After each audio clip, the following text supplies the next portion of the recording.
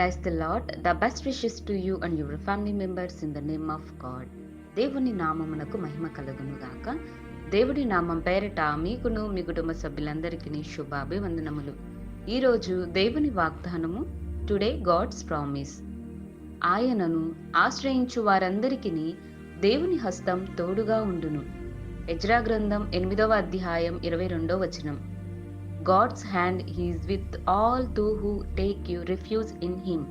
The book of Ezra, chapter 8, verses 22. క్రీస్తునందు ప్రియమైన సహోదరి సహోదరులారా, ప్రభువైన యేసుక్రీస్తు ఈ వాక్య భాగం ద్వారా సెలవిచ్చుచున్నాడు. దేవుడు తన ఆత్మ ద్వారా మనతో మాట్లాడుతున్నాడు. అదేమిటంటే, మేలు చేయుటకై మన జీవితాలలో తన హస్తాన్ని తోడుగా ఉంచుతాను అని వాక్యం ద్వారా తెలియజేస్తున్నాడు. అలాగే ఆయన హస్తం ఆశీర్వాదాలను అనుగ్రహిస్తుంది. అలాగే ఆయన మన జీవితాలలో అద్భుతాలను చేయటానికి ఎప్పుడూ కూడా తన హస్తాన్ని మనకు తోడుగా ఉంచుతాను అని సెలవిస్తున్నాడు. మరి మనం ఆయనను నమ్మాలి. ఆయన యందు విశ్వాసం కలిగి యథార్థంగా జీవించాలి. నిత్యము ఆయన సన్నిధిలో మనం ప్రార్థనలు చేస్తూ ఉండాలి. ఆయనను ఘనపరిచే విధంగా ఉండాలి. అలాగే దేవుని హస్తం మనకు తోడుగా ఉండి మేలులను జరిగిస్తుంది. అలాగే అనారోగ్య పరిస్థితిలో ఉన్న వారిని దేవుడు ముట్టి స్వస్థపరుస్తాడు. దావీదు అంటున్నాడు, ఆయన హస్తము సాహసమైన కార్యాలను అలాగే భీకరమైన కార్యాలను చేయును.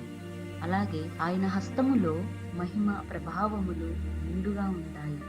మరి యేసుక్రీస్తు ఈ లోకంలో మన కొరకు వచ్చినప్పుడు, ఈ లోకంలో ఆయన సువార్త ప్రకటిస్తున్నప్పుడు, ఇద్దరు గ్రుడ్డివారు దేవుని వద్దకు వచ్చి, దావీదు కుమారుడా, మమ్ములను కరుణింపుము, రక్షణను అనుగ్రహింపుము అని అడుగగా దేవుడు అంటున్నాడు, మీరు స్వస్థత పొందుతున్నారని నమ్ముతున్నారా అని యేసయ్య అనగా, మేము నిన్ను నమ్ముతున్నాము, నిన్ను విశ్వసిస్తున్నాము, నిన్నే ఆశ్రయిస్తున్నాము, నిన్ను శరణ కోరుతున్నాము అని యేసయ్యతో చెప్పగా, అప్పుడు దేవుడు తన చేతులతో వాళ్ళ కన్నులను ముట్టగా వారు చూపును పొందుకున్నారు.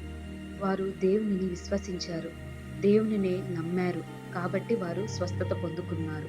వారికి చూపు లభించింది. దేవుని హస్తములు అంత మహిమ, అంత కృప కలిగి ఉన్నది.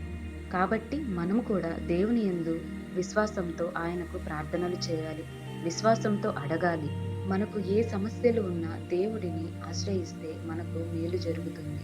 కాబట్టి మన ప్రార్థనా విన్నపములు మన ప్రభువైన యేసుక్రీస్తుకు తెలియపరచుకుందాం.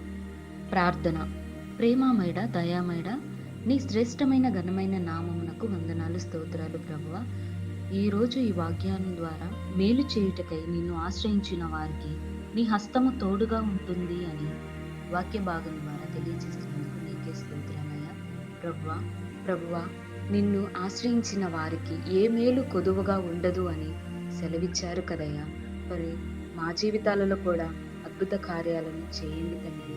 ప్రభువా, నీ యందు విశ్వాసించి, నీ యందు నమ్మకం ఉంచి అడుగుతున్నామయ్యా. సహాయము దయచేయండి ప్రభువా. మీ కృప మాకు అనుగ్రహించండి ప్రభువా. ఈరోజు ఎంతమంది అయితే ఈ వాక్యము వింటున్నారో వారందరి జీవితాలలో మీరు మీ హస్తము ద్వారా వారందరికీ మేలు చేయండి. అలాగే ఈరోజు ఎందరైతే ప్రయాణం చేస్తున్నారో వారికి మీ హస్తము తోడుగా ఉంచండి. వారందరినీ భద్రపరచండి. వారికి క్షేమాన్ని అనుగ్రహించమని నజరేయుడైన యేసు నామములో ప్రార్థిస్తున్నాను.